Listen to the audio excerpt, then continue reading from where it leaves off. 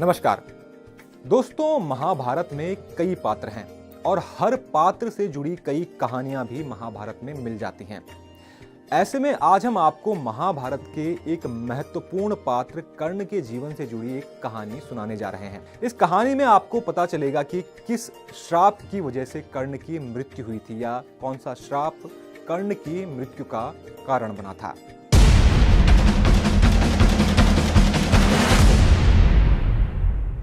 तो दोस्तों, परशुराम जी के आश्रम से शिक्षा ग्रहण करने के बाद कर्ण वन में भटक रहे थे और शब्द भेदी विद्या सीख रहे थे।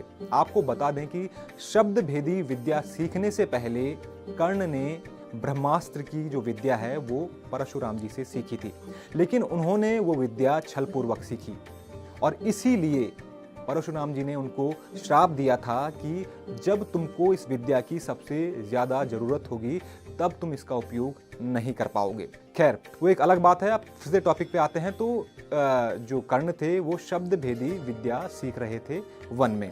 एक दिन जब वो इस विद्या का अभ्यास कर रहे थे तब उन्होंने एक गाय के बछड़े को कोई अन्य पशु समझकर उस पर शब्द भेदी बाण चला दिया, जिसकी वजह से उस बछड़े की मृत्यु हो गई। तब उस बछड़े के स्वामी ब्राह्मण ने कर्ण को श्राप दिया कि जिस प्रकार उसने एक असहाय बछड़े को मारा है वैसे ही एक दिन उसकी भी मृत्यु होगी, यानी कि वो जब मर रहा होगा तो उससे पहले वो काफी असहाय महसूस करेगा। जब उसका सारा ध्यान अपने शत्रु पर नहीं होगा, वो किसी और काम में व्यस्त होगा, तब उसकी मृत्यु हो जाएगी। हुआ भी यही दोस्तों।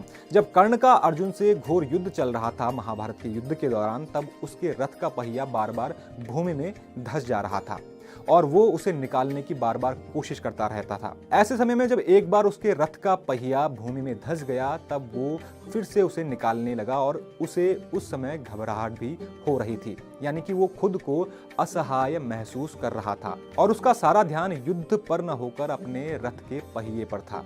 और ऐसे समय में अर्जुन ने मौका देखकर कर्ण को मार दिया था। तो दोस्तों, यही वो श्राप था जिसके कारण कर्ण को महाभारत के युद्ध में अर्जुन के हाथों मरना पड़ा। हो सकता था कि अगर उसको ये श्राप न मिला होता तो वो अर्जुन के साथ युद्ध लड़ता और ये भी हो सकता था कि अर्जुन की उस युद्ध में मृत्यु हो जाती, लेकिन इस श्राप के कारण अर्जुन ने कर्ण को मार दिया था। दोस्तों, इस कहानी से हमें ये सीख मिलती है कि हमें छल पूर्वक कोई भी कार्य नहीं करना चाहिए और कभी भी असहाय जीवों को नहीं सताना चाहिए, नहीं तो इसके दुष्परिणाम हमको भुगतने पड़ सकते हैं।